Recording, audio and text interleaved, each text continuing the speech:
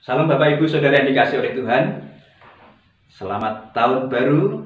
Selamat menyambut segala berkat dan campur tangan Tuhan yang luar biasa yang Tuhan sudah sediakan bagi kita sekalian umat tebusannya. Amin. Mari kita akan beribadah kepada Tuhan dan kita akan berdoa terlebih dahulu. Mari kita berdoa. Bapa kami di surga, pada saat ini kami datang kepadamu bersyukur untuk tahun yang baru yang Tuhan anugerahkan bagi kami untuk kami nikmati. Namun biarkanlah ya Tuhan, sebelum kami lebih jauh memasuki hari-hari yang Tuhan anugerahkan bagi kami di tahun ini, biarkanlah kami boleh memohon segala berkah yang daripadamu untuk segala apa yang kami cita-citakan, rancang-rencanakan, sehingga semuanya itu berguna untuk kemuliaan namamu dan menjadikan kesejahteraan bagi kami sekalian, umat yang berharap kepadamu.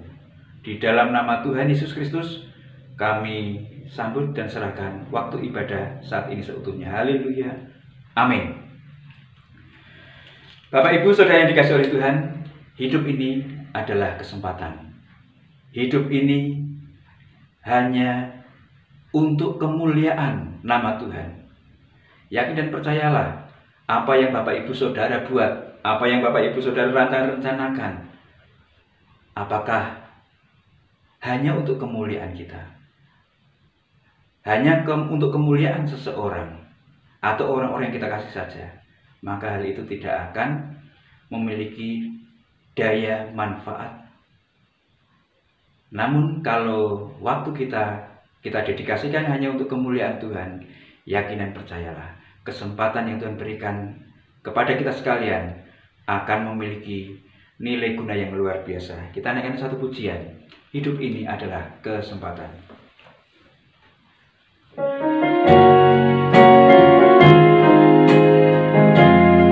Haleluya Tuhan Yesus.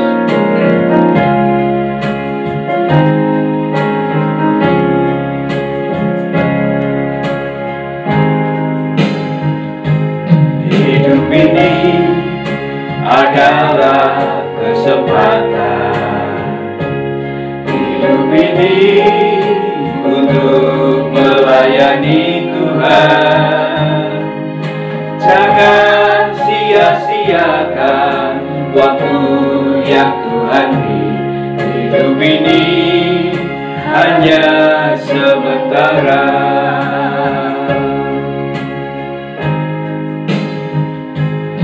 Hidup ini adalah kesempatan. Hidup ini untuk melayani Tuhan. Jangan sia-siakan hidup yang Tuhan beri. Hidup ini harus jadi berkat. Oh Tuhan, pakailah hidupku selagi aku masih kuat. Bila saatnya nanti ku tak berdaya lagi, hidup ini sudah jadi berkat.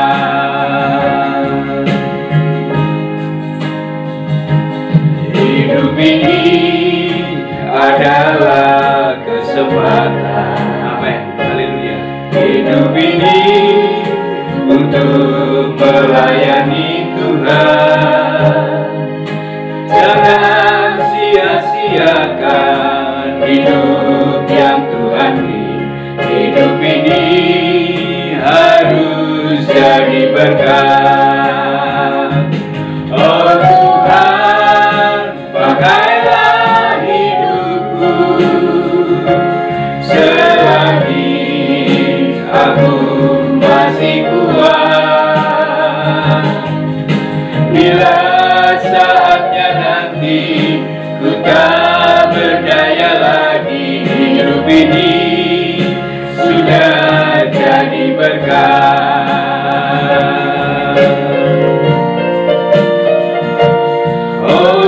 Tuhan, pakailah hidupku selagi aku masih kuat. Bila saatnya nanti ku tak berdaya lagi, hidup ini sudah jadi berkat. Hidup ini sudah jadi berkat. Hidup ini sudah jadi berkat. Bapa kami di surga, biarlah seperti pujian yang kami naikkan kepadamu pada saat ini, hidup kami boleh menjadi berkat untuk hormat kemuliaan bagi namamu saja.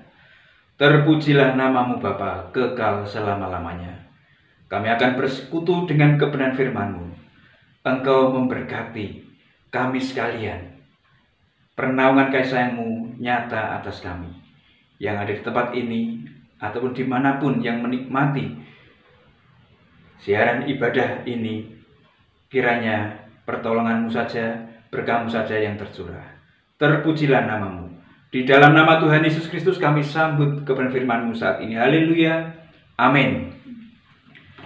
Bapak, Ibu, Saudara yang dikasihi oleh Tuhan, pagi hari ini memasuki hari yang ketiga di bulan Januari tahun 2021.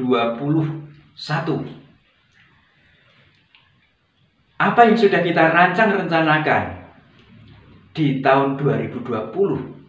Manakala detik-detik terakhir refleksi apa yang telah kita raih di tahun 2020 dan apa yang akan kita lakukan kerjakan di tahun 2021.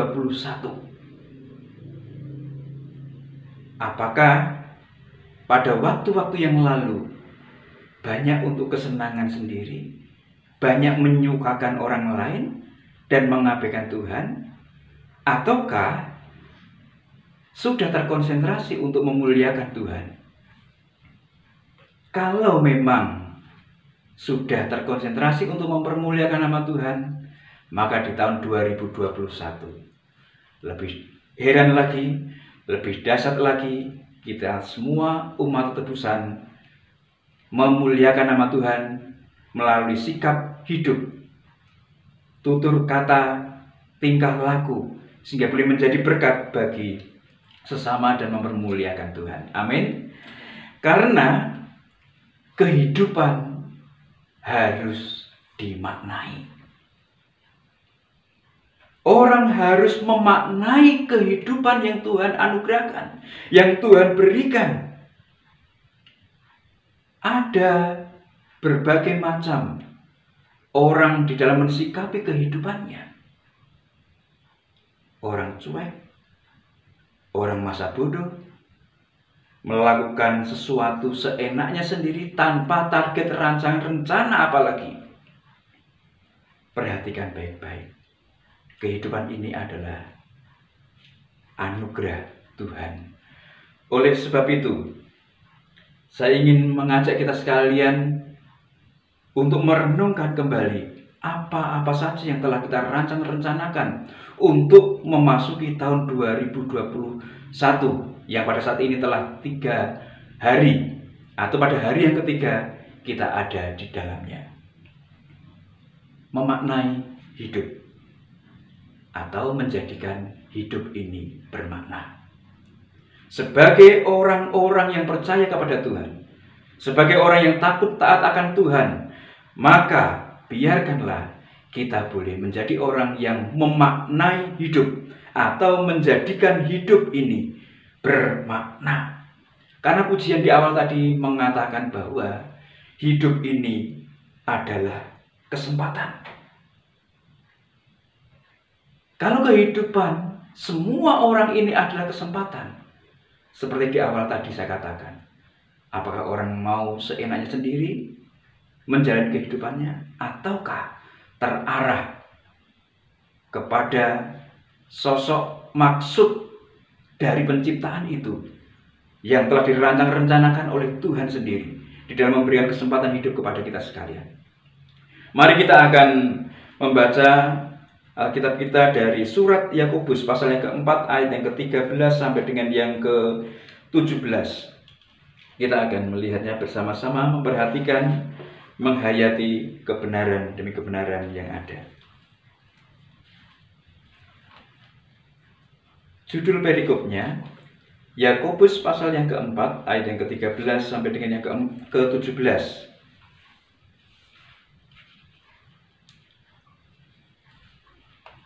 1, 3. Jangan melupakan Tuhan dalam perencanaan. Jadi sekarang, hai kamu yang berkata, hari ini atau besok kami berangkat ke kota Anu, dan di sana kami akan tinggal setahun dan berdagang serta mendapat untung. Sedang kamu tidak tahu apa yang akan terjadi besok. Apakah arti hidupmu? Hidupmu itu sama seperti uap yang sebentar saja kelihatan lalu lenyap. Sebenarnya kamu harus berkata, jika Tuhan menghendakinya, kamu akan hidup dan berbuat ini dan itu. Tetapi sekarang kamu memegahkan diri dalam congkakmu, dan semua kemegahan yang demikian adalah salah. Jadi jika seorang tahu bagaimana ia harus berbuat baik, tetapi ia tidak melakukannya, ia berdosa. Amin. Bapak, Ibu, Saudara yang dikasihi oleh Tuhan, apakah orang harus memaknai kehidupannya? Apakah orang harus menjadikan hidupnya ini bermakna? Maka semua orang akan memberikan satu jawaban, iya. Hidup harus diberi makna. Harus menjadikan kehidupan ini sebagai kehidupan yang bermakna. Alasannya tidak terlalu susah, tidak terlalu sulit. Apa yang dilakukan orang manakala terancam bahaya dirinya? Maka orang itu akan menghindar. Maka orang itu akan menghadapi bahaya. Tujuannya apa?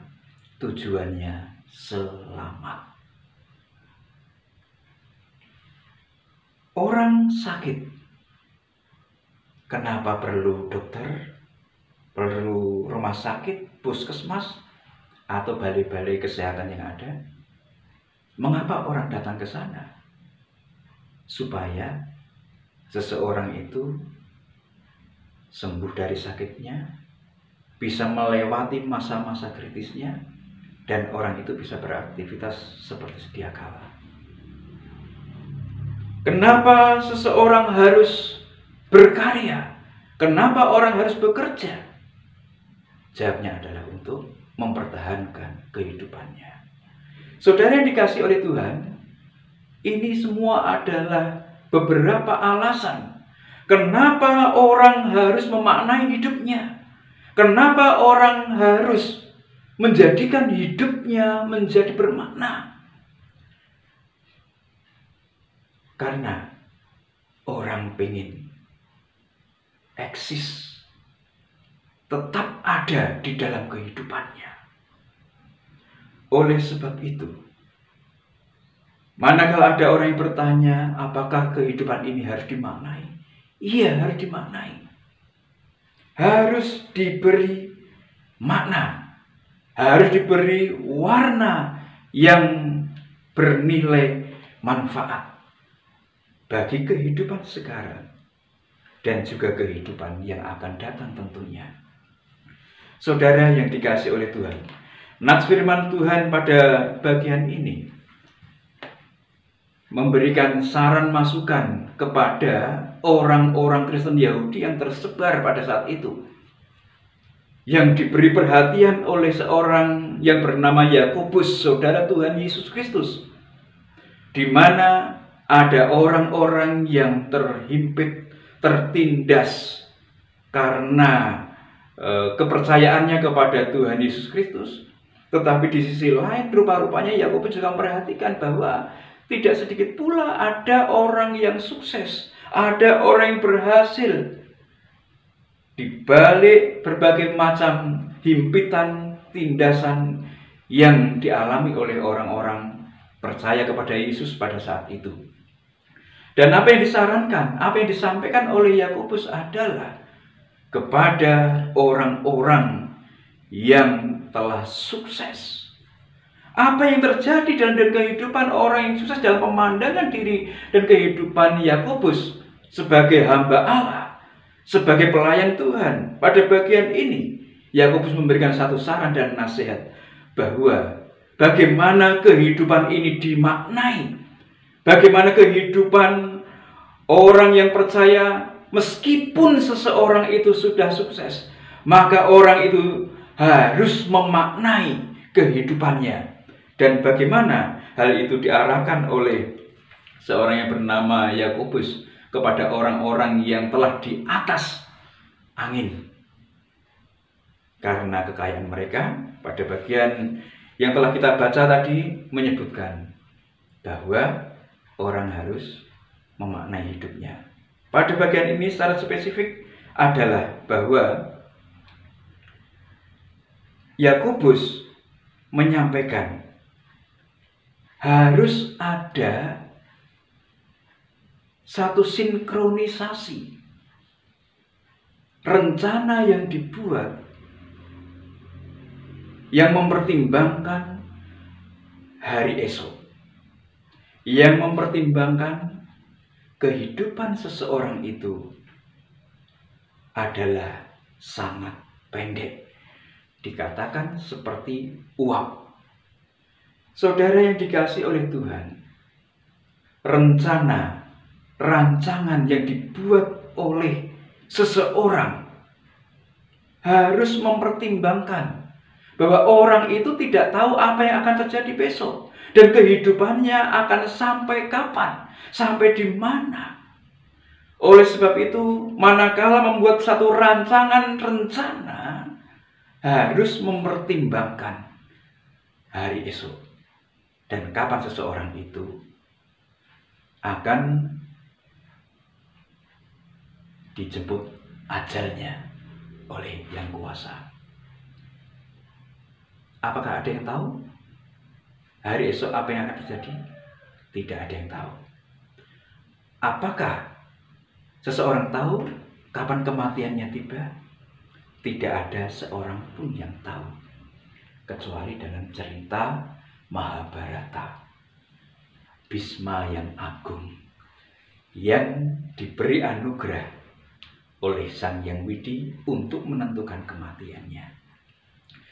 Saudara yang dikasihi oleh Tuhan, jadi manakala orang membuat satu rancangan rencana dalam kehidupannya supaya kehidupan itu bermakna, sehingga kehidupan itu berarti, adalah coba perhatikan, coba pertimbangkan. Kamu tahu enggak besok apa yang akan terjadi?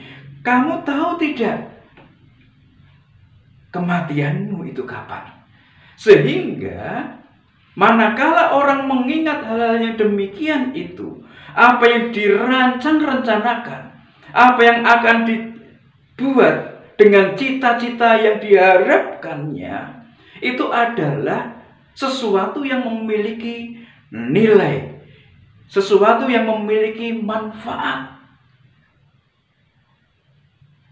Apa yang terjadi kalau orang mengabaikan dengan pertimbangan apa yang akan terjadi hari esok? Kapan kematian seseorang itu datang menjemput? Seseorang akan dengan seenaknya, seseorang akan dengan semaunya, sekehendaknya merancang rencanakan sesuatu. Kalau orang melupakan semuanya itu, masih dalam kisah Mahabharata, apa yang terjadi?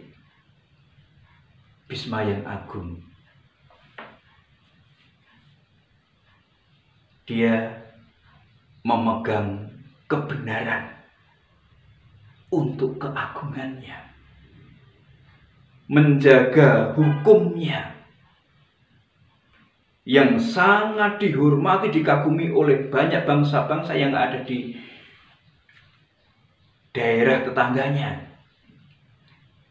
Apa yang terjadi? Bisma yang agung sangat terkenal sekali dengan hikmatnya yang luar biasa, dengan hukumnya yang luar biasa, sampai-sampai manakala harus melakukan peperangan dengan anak-anak Pandawa yang tidak lain dan tidak bukan adalah masih dalam garis keturunan keluarga besar Bisma yang agung, maka harus tetap dilawan. Harus ada pertempuran. Padahal Bisma yang agung tahu keturunan Pandawa adalah masih ada hubungan darah. Karena apa? Bisma yang agung hanya memegang kebenaran untuk dirinya, menjaga hukum untuk dirinya. Sehingga apa yang terjadi? Manakala suatu saat kematiannya harus diperhadapkan pada dirinya, maka Krishna memberikan satu pencerahan bahwa kamu telah salah. Hukummu yang engkau pegang, hukummu yang engkau pertaruhkan, sehingga engkau dikagumi oleh bangsa-bangsa yang ada di kanan kiri negaramu, itu adalah untuk keagunganmu. Oleh sebab itu, setelah diberi pencerahan, maka dia mengatakan, silahkan, kematianku menjemput aku. Manakala tahu segala sesuatu, manakala tahu apa yang akan terjadi esok, maka seseorang akan menunjukkan satu rancangan rencana yang baik. Saudara yang dikasihi oleh Tuhan Yesus Kristus, sekali lagi itu hanya satu contoh saja bahwa orang tidak ada yang tahu apa yang akan terjadi hari esok dan kapan kematian itu sesungguhnya menjemput. Oleh sebab itu, manakala merancang rencanakan segala sesuatu untuk kebaikan hidup seseorang, maka harus mempertimbangkan bahwa apa yang terjadi hari esok tidak tahu. Kapan kematian menjemput tidak tahu. Sehingga manakala mengingat hal-hal yang demikian itu, rancangan-rencana yang dibuat pastilah rancangan-rencana yang sangat bermanfaat bagi dirinya, bagi orang lain, dan juga terlebih untuk hormat kemuliaan nama Tuhan. Amin. Yang pertama. Kemudian yang selanjutnya, bahwa perencanaan ada dua hal. Perencanaan yang salah. Memang orang melakukan satu perencanaan untuk kualitas kehidupannya. Tetapi bagaimana seseorang itu bisa salah di dalam merancang rencanakan? Meskipun telah menyadari bahwa esok tidak ada yang tahu, kemudian kapan kematian yang ada, tetapi karena merasa pintar, merasa tahu apa yang terjadi, merancangkan sesuatu yang salah, yaitu dengan jongkaknya, dengan sombongnya, Yakobus mengatakan, hei kamu yang merancangkan, aku akan berangkat hari ini, aku akan hidup di sana, aku akan berdagang di sana, dan aku akan mendapatkan untung di sana. Apa yang disikapi dari hal yang seperti ini oleh seorang murid Yesus, saudara Yesus yang bernama Yakobus ini? Menyampaikan, memberikan satu teguran bahwasanya kamu congkak, kamu memegahkan diri, kemampuanmu, kamu terlalu percaya diri atas apa yang engkau bisa lakukan dan rencanakan melalui pemikiran dan segala kemampuanmu. Saudara yang dikasihi oleh Tuhan, hal ini adalah salah. Dikatakan juga, kalau hal ini dilakukan oleh orang yang percaya, karena surat ini ditujukan kepada orang-orang Kristen Yahudi yang tersebar, maka dikatakan oleh Yakobus, itu berdosa. Itu akan melanggar kepercayaanmu kepada Tuhan. Itu melanggar keyakinanmu kepada Tuhan. Itu melanggar kebergantunganmu kepada Tuhan. Karena kamu merasa mampu, kamu merasa bisa, kamu merasa tidak perlu kekuatan yang lebih besar. Saudara yang dikasihi oleh Tuhan, ini salah. Ini dosa. Sekali lagi, penulis surat Yakobus, saudaraku, ingatlah akan kebergantunganmu kepada Tuhan. Manakala engkau mengatakan, aku percaya kepada Yesus Kristus. Oleh sebab itu, penulis surat Yakobus mengarahkan hal yang demikian itu berdosa. Tahun 2021, berbagai macam rancangan rencana telah kita buat. Apa yang mendasari untuk kita memutuskan rancangan-rencana itu?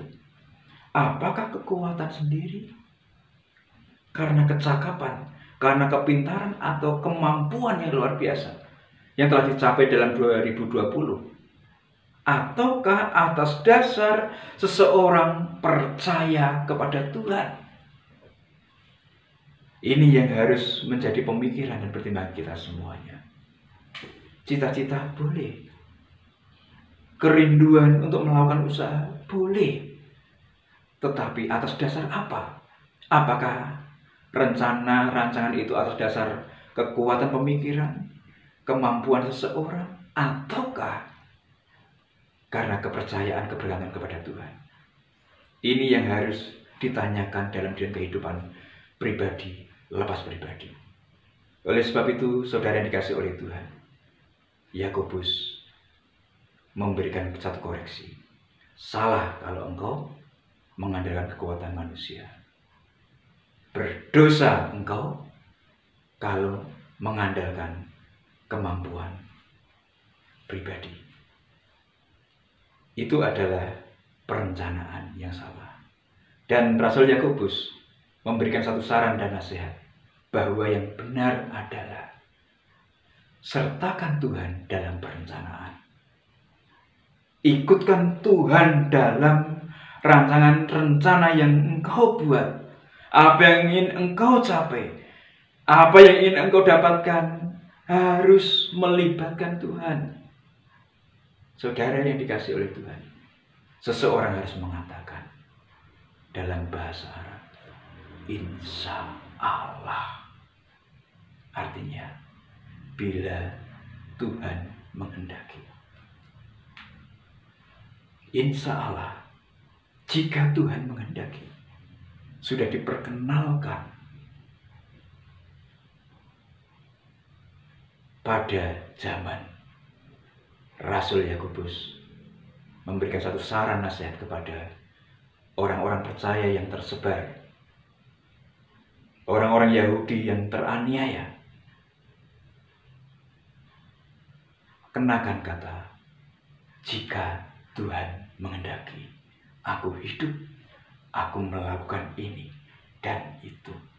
Menjadi pertanyaannya adalah bahwa kata insya Allah, jika Tuhan menghendaki, maka seseorang itu harus memiliki satu komunikasi yang terjalin erat dengan Tuhan. Seseorang harus dengar-dengaran apa kata Tuhan. Bagaimana seseorang bisa melibatkan Tuhan dalam perencanaannya? kalau seseorang tidak memiliki satu hubungan yang dekat dengan Tuhan, hubungan yang karib dengan Tuhan.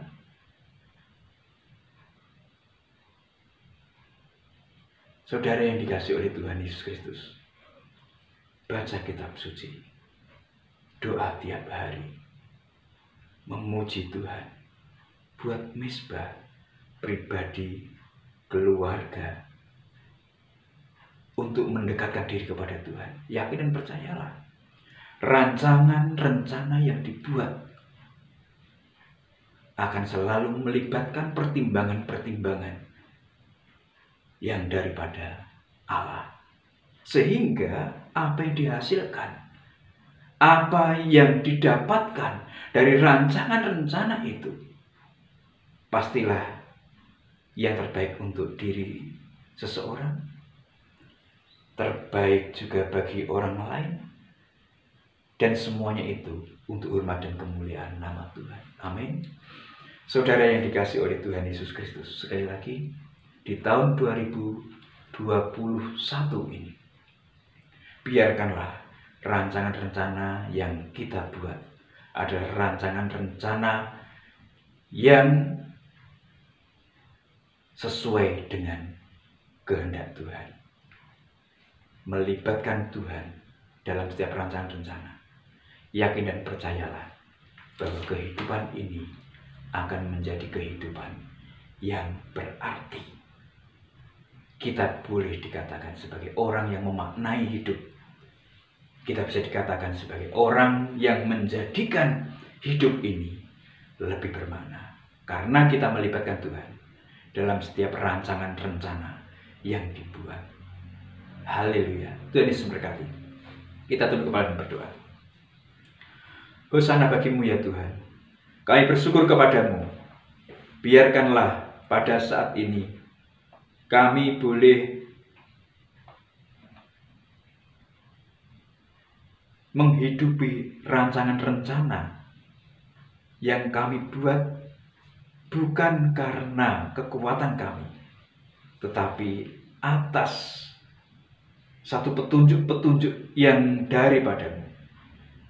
Sehingga biarkanlah ya Tuhan, apa yang kami rancang-rencanakan adalah sesuatu yang baik untuk diri kami, orang lain, dan juga untuk hormat kemuliaan bagi nama-Mu. Berkati kami yang ada di tempat ini, atau rekan-rekan kami yang menikmati siaran ini. Pernawan kasih-Mu nyata atas kami semua. Terima kasih Tuhan. Terus kami berdoa untuk bangsa dan negara kami tercinta Indonesia. Biarkanlah Engkau menolong pemerintah yang mengatasi berbagai macam permasalahan yang ada. Permasalahan kesehatan, permasalahan politik, dan juga permasalahan perekonomian. Kami sungguh pasrahkan ke dalam tangan pengasihan. Dan juga kami berdoa untuk setiap jemaat-Mu dimanapun kami berada. Tuhan, Engkau memberkati dengan berkat kesehatan, berkat hubungan yang harmonis, berkat perekonomian, sehingga kami boleh mempertahankan hidup, mengisi kehidupan yang berarti. Terpujilah nama-Mu Tuhan, kekal selama-lamanya. Dan saat ini kami menyerahkan kehidupan kami selama seminggu ini. Biarkanlah ya Tuhan, kami tidak tahu apa yang terjadi, namun kami hanya berserah, kami berpasrah hanya kepadamu. Dan kami memohon segala berkah campur tangan-Mu itu melalui doa yang Tuhan ajarkan kepada para murid-Mu yang demikian bunyinya. Bapa kami ada di surga, dikuduskanlah nama-Mu. Datanglah kerajaan-Mu, jadilah kehendak-Mu di bumi seperti di surga. Berikanlah kami pada hari ini makanan kami secukupnya, dan ampunilah kami akan kesalahan kami, seperti kami mengampuni orang yang bersalah pada kami. Dan janganlah membawa kami ke dalam pencobaan, tetapi lepaskanlah kami daripada yang jahat. Karena Engkau yang punya kerajaan dan kuasa dan kemuliaan sampai selama-lamanya. Saudara yang dikasihi oleh Tuhan, biarkanlah kita boleh menerima berkat anugerah damai sejahtera yang dari Allah Bapa di surga lewat cinta kasih Tuhan Yesus Kristus serta persekutuan dengan Roh-Nya yang kudus, nyata menangis segenap kehidupan kita dari saat ini hingga Maranatha. Tuhan Yesus datang menjemput kita sekalian sebagai saleh-salehnya, bertemu di awan-awan. Terimalah berkatnya bersama-sama di dalam nama Tuhan Yesus Kristus. Haleluya. Amin. Saudara yang dikasihi oleh Tuhan, Tuhan memberkati sepanjang tahun 2021. Apapun yang Bapak Ibu Saudara rencanakan bersama dengan Tuhan, raih dan nikmati. Haleluya.